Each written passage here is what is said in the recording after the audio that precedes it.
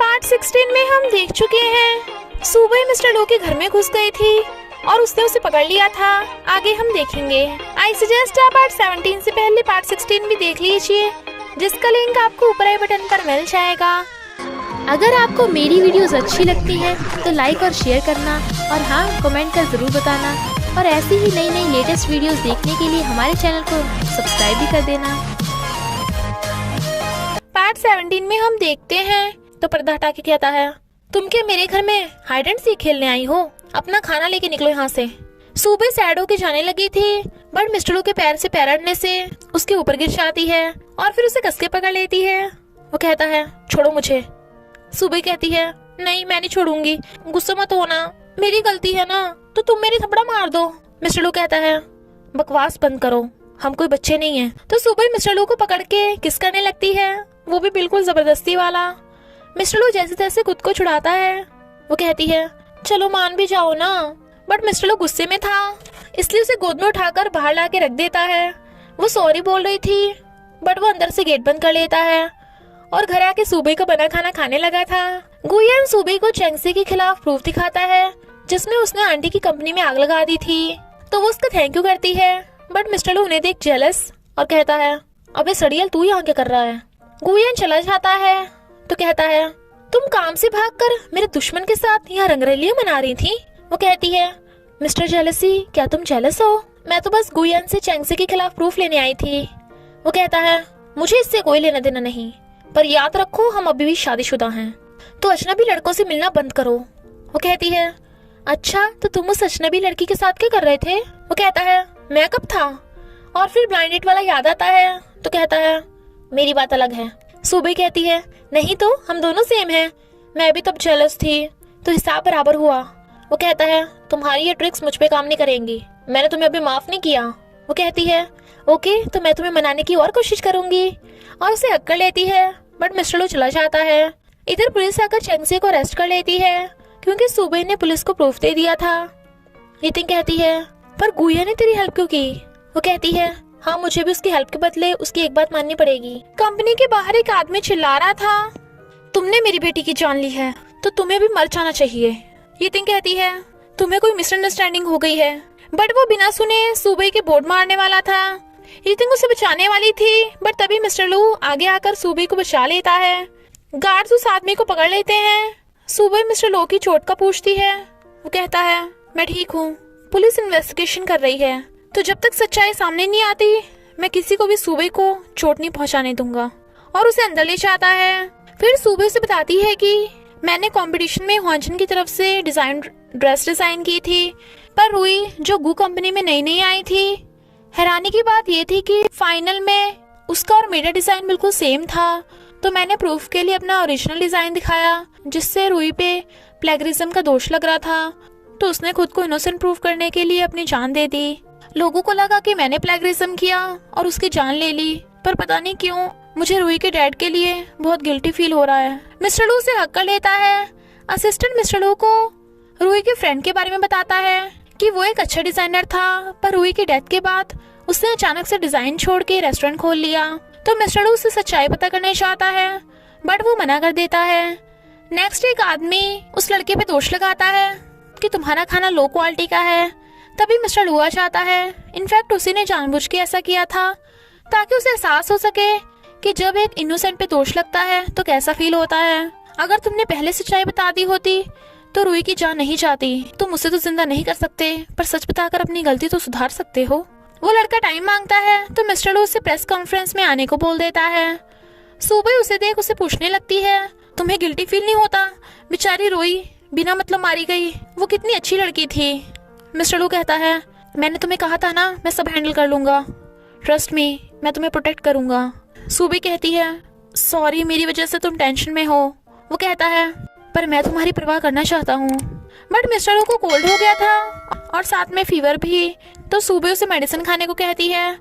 वो कहता है, नहीं बस तुम मेरे साथ आज रात रुक जाओ, मैं अपने आप ठीक हो जाऊंगा, मेडिसिन की जरूरत नहीं, ये बहुत कड़वी है।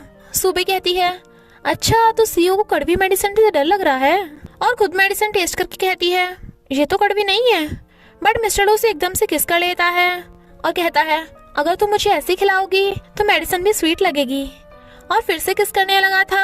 वो कहती है रुको, तुम्हें अभी भी फीवर है तो चुपचाप रेस्ट करो। वो कहता है तुम नीचे मत सो ना, तुम्हें ठंड लगेगी। वो कहती है कोई बात नहीं।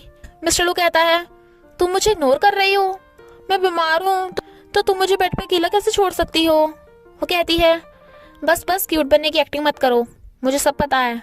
और उसे सुला देती है पर खुद नीचे लेट जाती है। मिस्टर लू को चैन नहीं आ रहा था तो वो एकदम से कूद के उसके साथ नीचे लेट जाता है।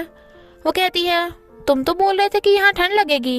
मिस्टर लू कहता है तभी तो मैं तुम्हें वार्म करने आया हूँ, और उसे अच्छे से हक के सो जाता है। नेक्स्ट डे मिस्टर लू और क्रिस गेम खेल रहे थे।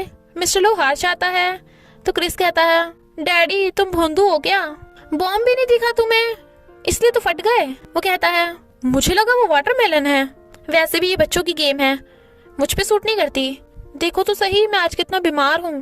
क्रिस कहता है ओके ओके तो आज मैं तुम्हें भोंदू नहीं कहूंगा। मिस्टर लू से घूरने लगा था, इतने में सुबह आ जाती है। क्रिस उसे हक करने वाला था तो वो कहती है क्रिस मुझसे दूर रहो, मुझे कोल्ड है, तुम्हें भी इन्फेक्शन हो जाएगा। क्रिस कहता है क्यों, क्या तुमने डैडी को किस किया था। मेरी टीचर बोल रही थी कि सिर्फ किस करने से फीवर वायरल होता है। वो दोनों पकड़े जाने वाले थे तो मिस्टर लू क्रिस के मुंह में फ्रूट ठूस देता है और कहता है चलो गेम खेलते हैं। क्रिस कहता है बिल्कुल नहीं, अगर मैं तुम्हारे साथ यही गेम खेलता रहा ना तो तुम्हारी तरह भोंदू बन जाऊंगा, चलो सुपरमैन से खेलते हैं। और उसे सुपरमैन पकड़ा देता है। मिस्टर लू को याद आता है कि उसने क्रिस का सुपरमैन तोड़ दिया था तो क्रिस ने फेविक्विक से चिपका डाला और कहता है ये डैडी का बड़ा सुपरमैन और मैं तुम्हारा बेबी हूँ इसलिए छोटा सुपरमैन, अब हमें अर्थ को बचाकर मॉमी को प्रोटेक्ट करना है। मिस्टर लू कहता है मॉमी। क्रिस कहता है तुम मेरे डैडी हो तो तुम्हारी वाइफ मेरी मॉमी तो होगी ना। सुबह कहती है क्रिस तुम आंटी के साथ घर चले जाना। वो कहता है क्यों, क्या मैं तुम्हारे साथ नहीं रह सकता। वो कहती है मॉमी डैडी को फीवर है वरना तुम्हें भी हो जाएगा, तुम गुड बॉय हो ना। वो कहता है ओके तो मुझे अपनी पैकिंग करनी होगी और चला जाता है। मिस्टर लू सुबह का हाथ पकड़ सॉरी बोलता है। वो कहती है सॉरी किस लिए। वो कहता है हमारे बेबी के लिए। सुबह कंफ्यूज थी कि वो मिस्टर लू को क्रिस के बारे में बताए या नहीं तो कहती है इनफैक्ट मुझे तुम्हें कुछ बताना है।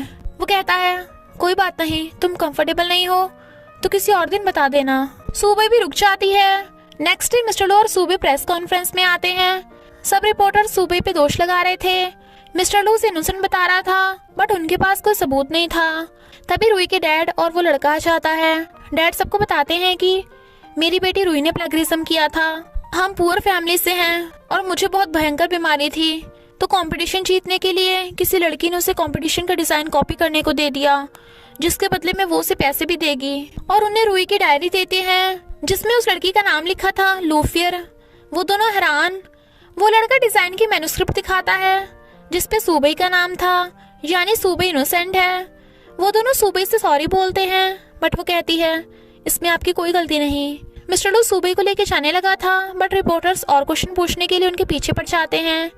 जल्दी जल्दी में सुबह का पैर मुड़ जाता है जिससे वो चल भी नहीं पा रही थी तो मिस्टर लू उसे कंधे पे टांग कर ले जाने लगता है। वो पूछती है आज हम साथ में डिनर करेंगे, क्या तुम फ्री हो। वो कहता है तुम्हारे लिए तो मैं हमेशा फ्री हूँ पर इससे पहले कि इम्पोर्टेंट काम करना है तो तुम मेरा वेट करना। गुयन कुछ सोच रहा था। पास्ट में हम देखते हैं रूही के डैड की सर्जरी सक्सेसफुल हो गई थी बट गुयन कहता है तुमने प्लेगरिज्म की वजह से गू कंपनी को प्रॉब्लम में डाल दिया, तुम्हारे पास अब दो ऑप्शन है, या तो कंपनसेशन दे दो या फिर खुद को इनोसेंट प्रूफ करो। याद रखना लोग सिर्फ कमजोर का साथ देते हैं। और कहता है इस बार तो तुम बच गए पर अगली बार मैं तुम्हें बर्बाद कर दूंगा। इधर मिस्टर गू लूफियर को पूछने आया था कि तुमने सुबह को क्यों फंसाया। लूफियर कहती है तुम्हारे लिए, मैं तुम्हें लाइक करती हूँ। वो कहता है तुम पगला गई हो क्या। वो कहती है नहीं तो मैं तो बस सुबह को हम दोनों की लाइफ से बाहर फेंकना चाहती थी। मिस्टर लू कहता है तुम्हारी वजह से रूही की जान चली गई, अगर सुबह तुम पे तरस नहीं दिखाती ना तो मैं तुम्हें अब तक जेल पहुंचा चुका होता, अभी के अभी फौरन चली जाओ। लूफियर मना करती है तो कहता है अगर तुम फौरन चली जाओगी तो मैं ग्रैंडमा से बोल दूंगा कि तुम पढ़ने गई हो, और अगर नहीं जाओगी तो हम दोनों का ब्रदर सिस्टर का रिलेशन हमेशा के लिए खत्म, तो खुद ही चूज कर लेना। और चला जाता है। बट लूफियर बहुत गुस्से में थी सुबह मिस्टर लू को बताती है कि आंटी ने मुझे पालने के लिए अपनी शादी भी नहीं की। उनकी ये हालत देख के मैं खुद को कंट्रोल नहीं कर पाई। प्लीज मुझे माफ कर देना, मैंने तुम्हारे साथ जो भी किया। वो कहता है इसमें मेरी भी गलती है, मुझे तुम्हें सही से प्रोटेक्ट करना चाहिए था। अब से हम हमेशा एक दूसरे के साथ रहेंगे। दोनों चीयर्स का ड्रिंक करते हैं। बीटीएस का सॉन्ग चलने लगा था तो सुबह नाचने लगती है। मिस्टर लू भी उसके साथ नाचने लगा था और फिर दोनों किस करते हैं। लूफियर ग्रैंडमा को गुड बाय बोलकर फौरन स्टडी करने के लिए चली जाती है। ग्रैंडमा सैड होती हैं क्योंकि वो लूफियर को अपनी बेटी जैसा मानती हैं। वांजन सिया कंपनी से कोऑपरेट कर रहे थे तो वहीं पे लूफियर रिपोर्टर बन के आ जाती है। इनफैक्ट वो फौरन गई ही नहीं थी। चैंगजे पुलिस से बचता फिर रहा था और कहता है मुझे मिस्टर लू ने फंसाया है, मैं उसे नहीं छोड़ूंगा, मैं उसे और उसकी फैमिली को कभी नहीं छोड़ूंगा। गुयन कहता है बट उनकी फैमिली में 3 मेंबर हैं। चैंगजे पूछता है 3? बता कौन है तीसरा। और तो गुयन जानबूझ के से बता देता है कि मिस्टर लू का एक बेटा भी है, क्रिस। तो चैंगजे गुस्से से कार लेके चला जाता है और गुयन स्माइल कर रहा था। इधर मिस्टर लू और मिसेस लू का रोमांस चल रहा था। तभी सुबह को गुयन का फोन आता है। वो कहता है तुम उस सड़ियल के पास नहीं जाओगी। वो कहती है क्यों? मिस्टर लू को खुद पे भरोसा नहीं है कि उसकी वाइफ को कोई और छीन लेगा। मिस्टर लू वाज लाइक उस सड़ियल का मेरे साथ कंपैरिजन नहीं हो सकता। वो कहती है अच्छा तो तुम जेलस क्यों हो रहे थे मिस्टर जेलसी? मुझे इम्पोर्टेंट काम है इसलिए अभी आती हूँ। मिस्टर लू जाने से पहले किस मांगता है तो वो किस कर देती है। क्रिस का फ्रेंड उसे कहता है मेरी मम्मी कुछ दिनों से बहुत मोटी लग रही है, मुझे लगता है ना उनके पेट में कोई बेबी है। ऐसे तो वो उस बेबी को मुझसे ज्यादा लव करेंगी, कम से कम उन्हें बेबी से पहले मुझसे तो पूछ लेना चाहिए था। क्रिस कहता है सही कहा ब्रो, ये मम्मी डैडी ना कभी बच्चों की सलाह लेते ही नहीं है। क्या उन्होंने हमें सड़क से उठाया था या किसी मंदिर से? फ्रेंड कहता है ब्रो क्या मैं तेरी कार चला सकता हूँ? वो हाँ करता है तो फ्रेंड उसकी कार चलाने लगा था। क्रिस कहता है ब्रो बी केयरफुल, मेरी कार मत ठोक देना। पीछे से कोई क्रिस के पास आ रहा था और उसकी मुंडी पकड़ के घुमाता है। Then Chris was like Oh, hi. Wait a minute. Who are you? वो था चैंग से जो कहता है बच्चे मैं तेरे साथ खेलने आया हूँ। और उसी के साथ पार्ट 17 का एंड हो जाता है। तो बस थोड़ा सा इंतजार करना, फिर मिलेंगे नेक्स्ट पार्ट में।